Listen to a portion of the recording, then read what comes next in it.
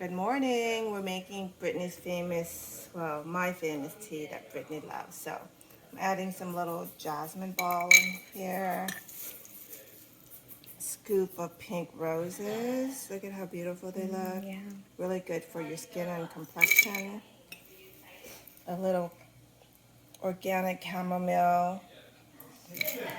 And goji berries, they're great for tea. It brings out that natural sweetness and it has great antioxidant features in here.